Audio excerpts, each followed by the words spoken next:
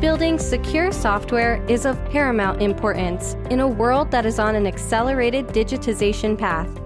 Welcome to the Purple Book Podcast, where we host thought leaders and security practitioners to tackle the monumental challenge of building secure software. Our mission is to spread awareness, challenges, and best practices in secure software development. This show is your guide to hearing inspiring stories of leaders building secure software against odds, and getting to know the personal stories of these leaders who make it all happen. Here are your hosts, the members of the Purple Book community.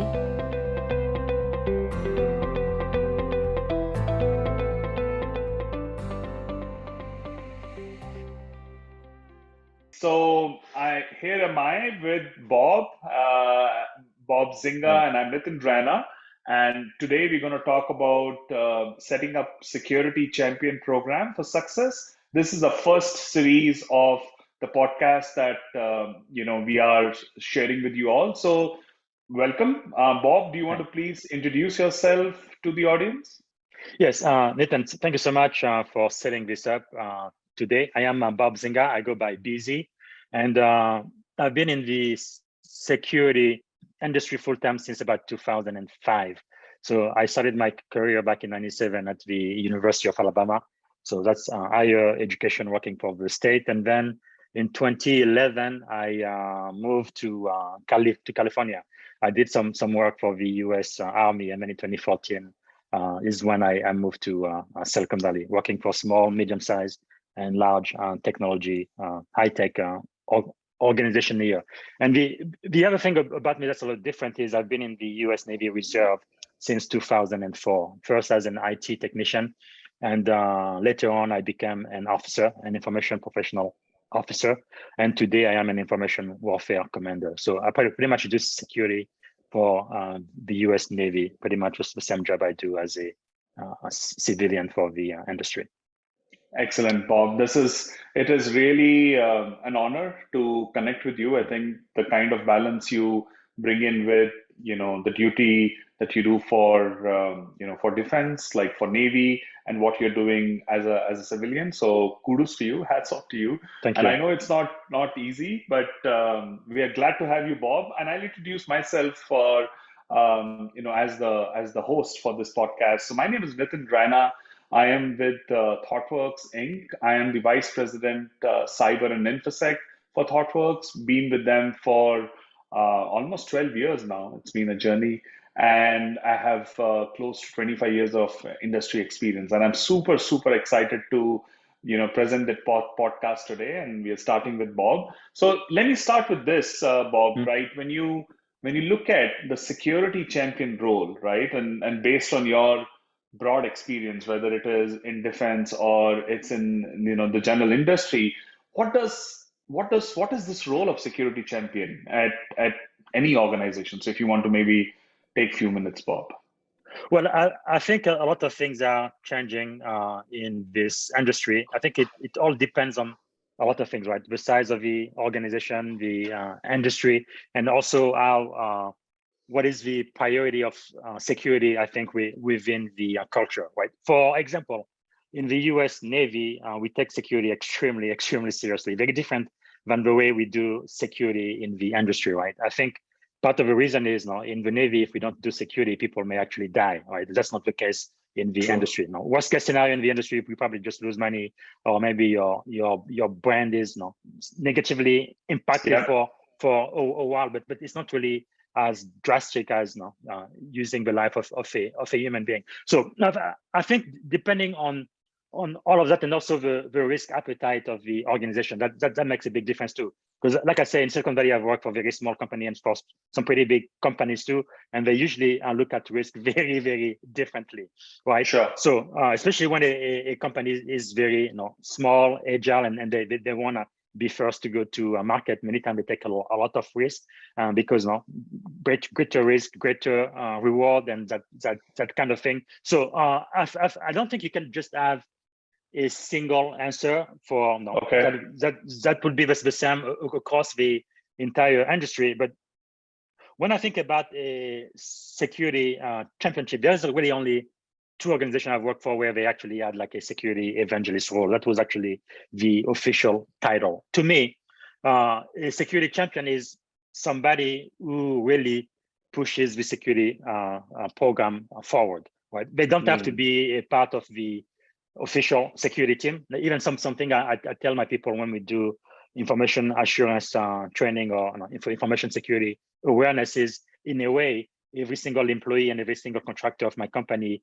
is a security champion, because they are really our eyes and our ears, right? I have a pretty small team, about a dozen people also, and that's not really enough for every decision we kind of make, right, across the company. So another thing, which being VP of info security, in many ways we are only as strong as our weakest link, right? So I think it is really up to us to make sure that everybody in the enterprise has basic information security knowledge, and it's not just getting some information so they can check in the box. We did security training this year, but it's actually understanding it and living it, applying it not just at work but at home also. Especially with this pandemic, with people now working remotely 100% of the time, it's very important that they really gain the security skills and they apply them everywhere they go. So in a way, I think everybody in the enterprise should be a security champion, but then in some organization, they actually have specific people who have that role and function. But really, from my experience, it's really making sure that the members of a security team they may not have reporting duty, right? People may not report to them, like engineering, product, and marketing. They don't usually report to security, but we should be able to influence all of them, right? So I think it's really about security leadership, having those soft skills where you can use data and build relationship and really influence the people, both at the senior management level, your peers, and the entry level position across the entire organization to really be open to security, embrace it, and really apply the security principle day to day. That's probably the best answer I would give you. No. Thank you very much. I think that's a very well-rounded response, right? I think you've touched on some very awesome points. There is one where the weakest link is the human. You talked about people who can develop those connected relationships, right? Will a marketing function leader listen to Bob, or will a marketing function leader listen to another marketing exec in the team who can tell them that what you're doing in this process is not right?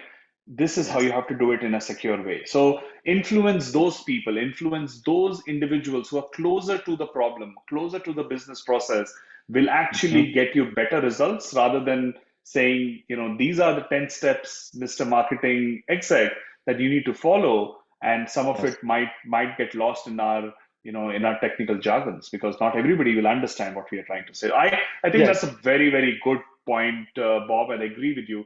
I want to take it to the next level, right? So if you can share with us, right, you talked about the role, you talked about the role of advocate, you talked about the role where you have to influence at all the levels. So that sort of broadly touches on the responsibilities of a security champion and a security advocate. So I think that's pretty much clear to our audience. But if we have to talk about, how does this individual work?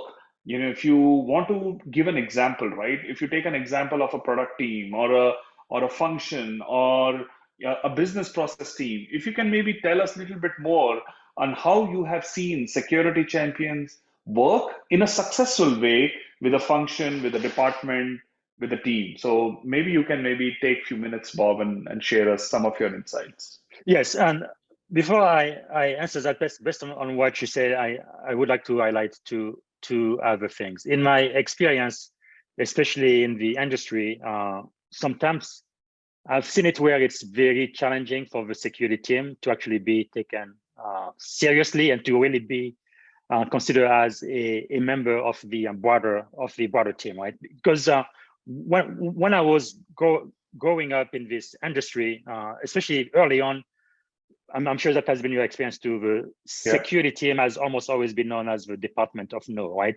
Engineering or business wants to do something and security is like, no, can't do that.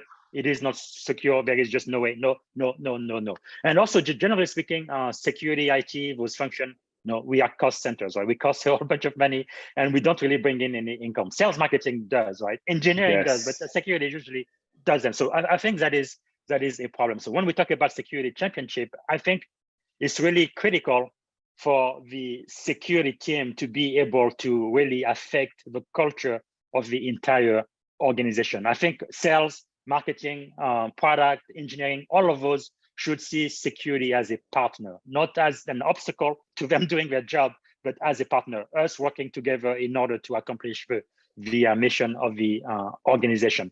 And I believe being in security, when I first started, technical skills were extremely high. That's really all people were hiring and firing for. Do you know how to set up, configure a firewall, and things like that, which is fun, and those things are needed. But I think today, in addition to technical skills, I think the security leader needs to also have business skills and also soft skill, leadership skill, being able to influence people. Part of the reason why I have a MBA also. But so I believe when you talk about security championship, I think there is also a psychological aspect to that, because people, I think they need to respect you and, if possible, like you as well. Because somebody who's in engineering or marketing or whatever, they will do something for a friend that they will not do for somebody who kind of gets on their nerve or they don't have any relationship with. Right?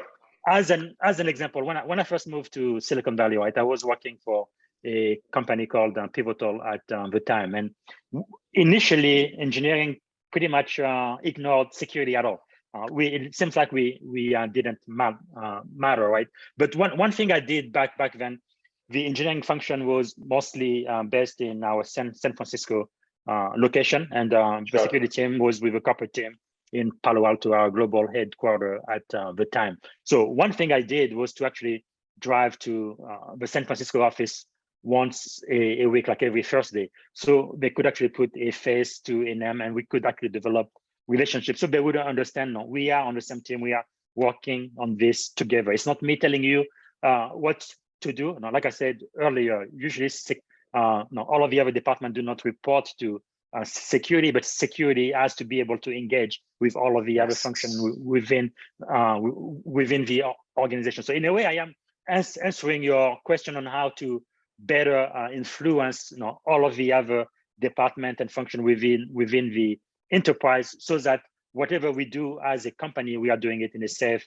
and secure way. I think it is high time that the organization sees security as a competitive advantage, right?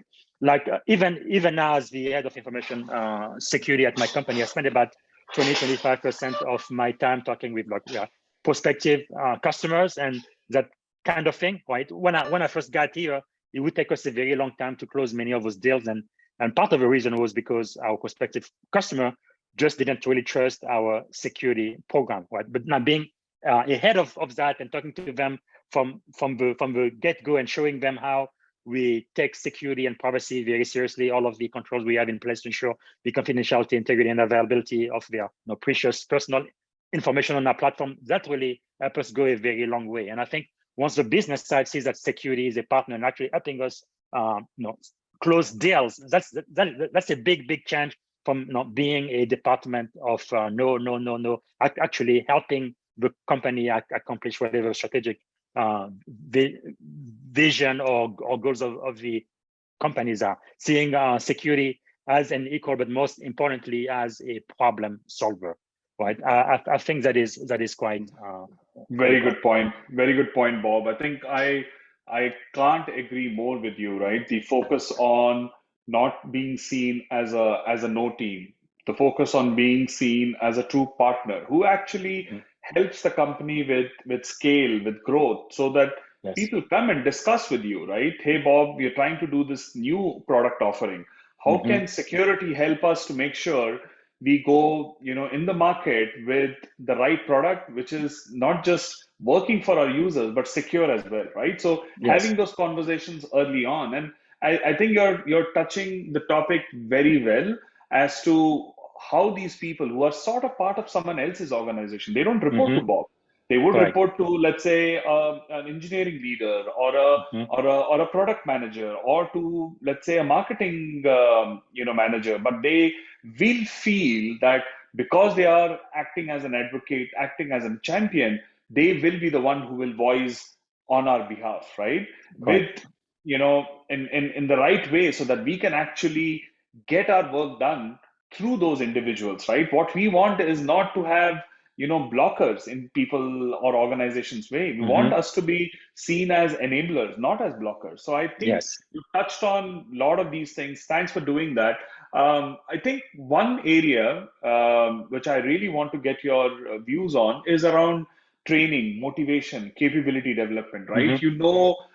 When we look at a security expert, right, we have to invest in that person. And I look at a Yes. security advocate, a champion, we need to invest on them as well. So, Yes. Bob, what have you tried as in your experience with the organizations? And you can also maybe talk about, within US Navy, what have you Mm-hmm. tried which would be something that our audience would learn from a training capability development standpoint? Yeah, so I think training is extremely important. As an example, when I got here at directly, we used to do information security awareness training only during onboarding. That's it. They do it one time and that's it. That's not enough. You really need to have rinse and repeat. You need to really learn more about security throughout the year. So at minimum now, we do it during onboarding, and then we do it once a year across the entire company. But one thing I have also done is, as you know, October is National Cybersecurity Awareness Month, and it's been so at least I think since 2001 or so for the federal government. So that is one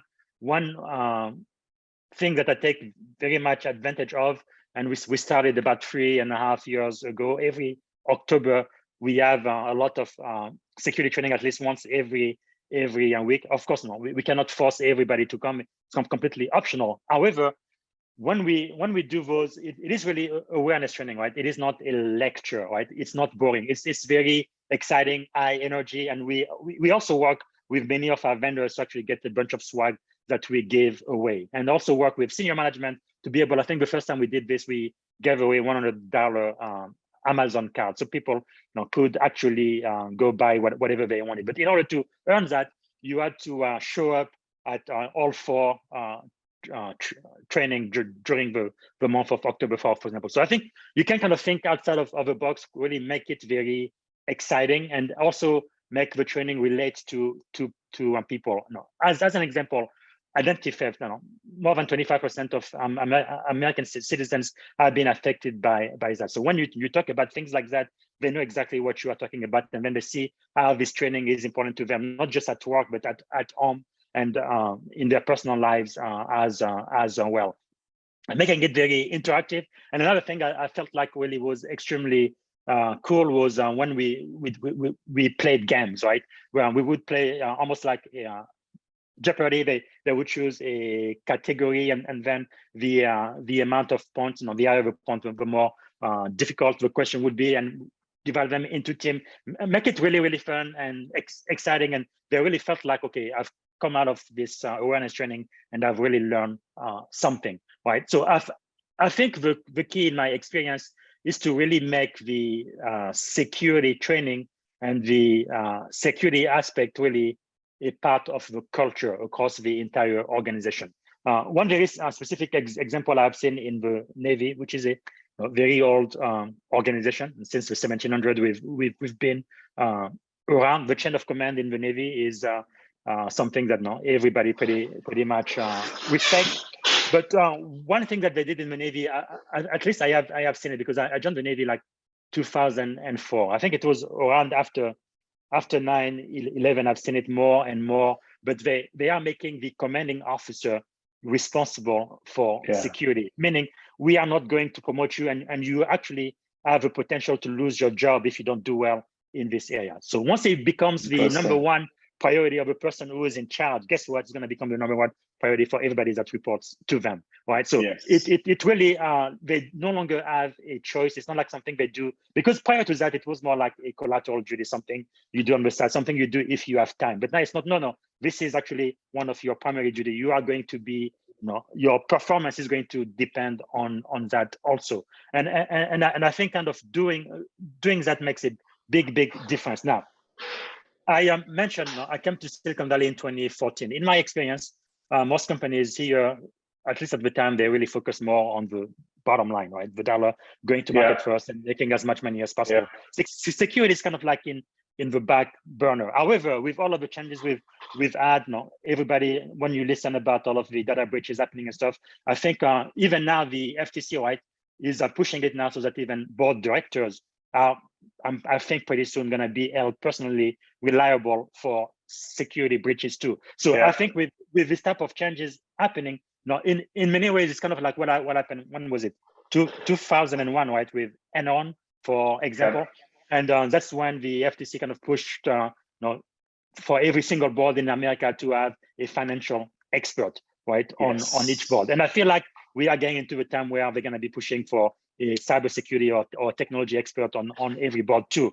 But I think that type of pressure is going to make the board, makes the senior management really accountable. Hey, you guys, I'm not going to give you your bonuses. You are not going to get promoted unless you get this security thing under control, right? So I really believe if we get pressure from the top down, but also from the bottom up, that is going to make a very big difference in the long term.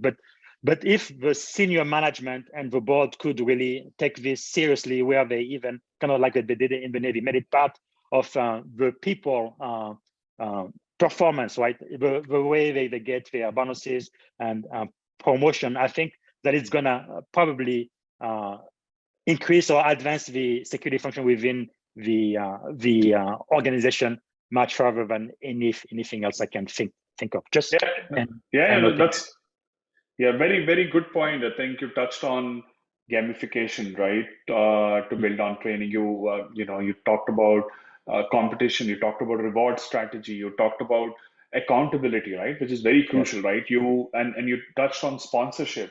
I think these are all very key criteria that we have today, and which we have to define with our leadership, with our board, with our product teams. Because if we are able to do that, then it's not limited to those one individual or two individual in the company who has to be responsible for security, but then security is seen as a business objective. That is what I think, Bob, you're leading to. And I really like the options and the suggestions that you shared around and training and capability development as well. I know we are close on time. So any closing thoughts, if you want to leave with, one or two, let's say sentences or words or whatever it is, Bob, which you would want to take the audience to take away from this podcast. So what would that be? Great. And again, Nitin, thank you so much for making this possible. But I think probably the most important thing is the security function shouldn't only be the responsibility of the security team, right? I think in order to be successful going forward, every single person in the organization needs to really embrace security. I think I may have mentioned this earlier, but I think we are only as strong as our weakest link. And I believe within the organization, if we can really infuse security within the culture, where I don't even want it to be punitive, because the way I've seen it done in some organization, it's like they would even have like a phishing campaign or things like that, and then if you click on the link or something like that, then they make fun of you, they humiliate you, and they punish you. But I don't think people should be scared, because error is human. We all make mistakes. Even the best among us will make mistakes. But having a culture where we support one another, where we learn from one another, and we've got everybody's back, right? These are the policy. There is a reason why we have this type of policy. Let's all of us work together in order to really make a difference. I think if people who are listening to us can just get that one idea, where they realize that they are the people who are going to make a difference in their own respective organization. They don't have to have a security title. They don't have to be the CISO or security engineer, no matter who they are in marketing, in HR, in the legal office. They can really make a difference by learning more about security and applying those principles and helping raise the security awareness within the culture of their organization. Absolutely, Bob. Absolutely. And thanks for an excellent summary, the excellent key takeaway, Bob. I really appreciate it.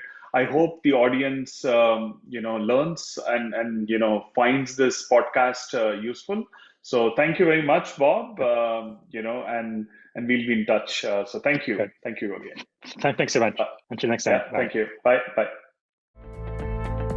Thanks for listening to the Purple Book Podcast, home of the world's top security leaders. If you enjoyed this episode, find more content from our experts at thepurplebook.club. Remember, it's thepurplebook.club, not .com.